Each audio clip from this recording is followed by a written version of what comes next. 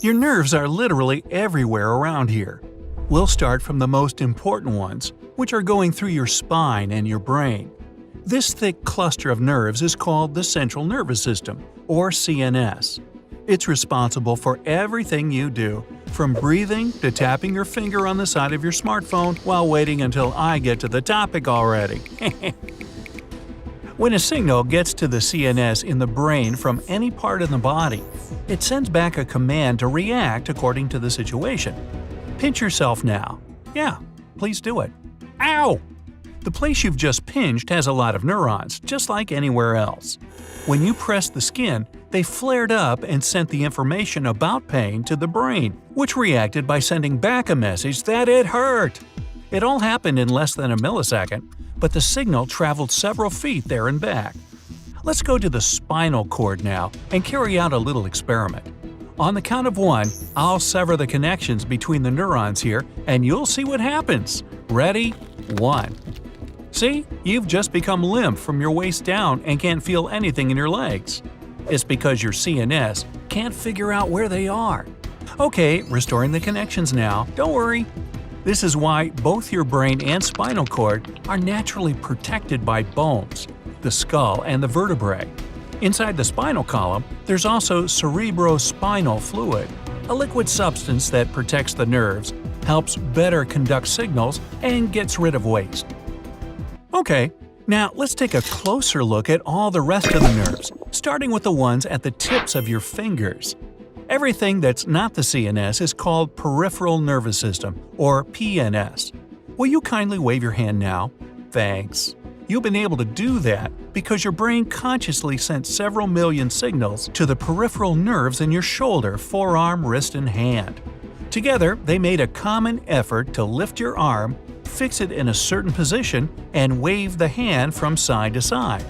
And responsible for this effort is your voluntary or somatic nervous system. Your eyebrows going up at this fact are also controlled by the same nerves. Did you count how many breaths you took while listening to my ramblings? The beats your heart had made. You shouldn't have. These things are regulated by your vegetative or involuntary nervous system.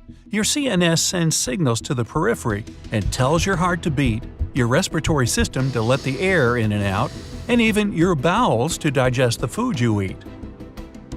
Now, blow all the air out of your lungs and hold your breath for as long as you can. Okay, this will take some time, so fast forward to the point where you start wanting to breathe in. Letting the air out and holding your breath are your conscious actions, so it's you who tells your brain to send signals to the breathing organs. But when you start lacking oxygen, it's already your brain that tells you to stop fooling around. Oh, I see you're becoming blue in the face. Please inhale already. And now I'll do something you'll have to forgive me for. Ow! Sorry, you dropped the phone because I sent a little shock through it. The point is, you subconsciously let your phone go as soon as you felt the pain. When I asked you to pinch yourself, you activated your voluntary nervous system, so you expected the pain and could continue pinching if you wanted to. This shock came unexpectedly though, so your involuntary nervous system jolted in and made you move away from the threat ASAP. That said, your self-preservation instinct is something that's regulated by your nerves as well. Your body will try to save itself from harm even without your consent. Hey, what's that itch? You need to scratch it now. Ugh, thanks. Itching appears when there's something on or under your skin that doesn't belong there, like an insect or a bite it left. Nerves at the site flare up like beacons, and your brain sends signals to that spot. But when you scratch the itch, you feel two opposite things at once. Consciously, you experience relief because it's not itching anymore. On the subconscious level, though, your brain perceives scratching as pain and shifts your attention from the itch to the scratch instead. Basically, by scratching, you trick your brain into believing there are more important things to do than paying attention to the itch. Hey, is it me or is it a bit too hot here? Yeah, I see droplets of sweat on your forehead. When the outside temperature rises, your CNN reacts to the change. Billions of signals flash through your entire body. Sweat glands receive them in the blink of an eye, and start working furiously.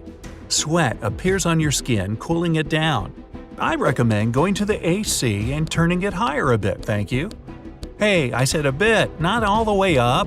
Ah, great, now you're shivering. Your brain is confused but is still working fast, reacting to the change of circumstances. Once again, it sends billions of signals to all the neurons in your muscles, telling them to start contracting as quickly as they can. By doing so, they create friction, and friction generates heat. Your heart starts beating faster too, by the way, pumping blood to your limbs to keep them from freezing. All this also makes you think sliding that counter up a notch is a good idea. On the topic of thinking, neurons are responsible for that too. For example, this is your first time watching this video. You can't possibly know what I'm going to do or say next. Maybe I'll do a barrel roll. Wah! Or just end the whole video abruptly. Boo! Your brain is only now creating the neural connections necessary for you to remember what's coming up next. This is why you're still bearing with me. You want to know. But as soon as you've watched it until the end, the interest is gone, no matter how fascinating I am. Your CNS has created enough connections between the neurons, and if you start over, they will tell you what to expect. Still, the pathways are very basic. A simple example. What did I say exactly 3 minutes and 5 seconds into the video? You can't remember, because your neural connections aren't strong enough yet to give such details. But the more times you watch, the stronger and more numerous they become, and after a number of attempts, you'll be able to repeat the whole text word for word. The same happens when you learn some new skill, like roller skating. At first, you can't move even a single foot. Your brain encounters an unusual task and is all ablaze with signals it's sending every which way. You fall, but then you stand up and try once more. This time, several million neurons are already connected, and your CNS doesn't waste time creating new links. You fall again, and again, and again. But every time you rise and repeat, your brain gets more and more adapted, until finally, on your 5th, 10th, or 50th attempt, you skate forward.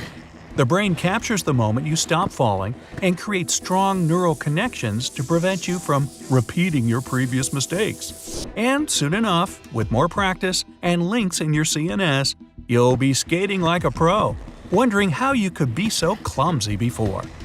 Yet, the best thing about these connections is that they never completely go away. Even if you learned skating as a kid and then didn't put on the skates for 10 years, it'll take you just a couple of minutes to recall how it's done. So hey, if you're afraid to take that dusty guitar hanging on the wall for years, don't be. Go strum the strings. It'll all come back to you in a jiffy. Maybe not the calluses.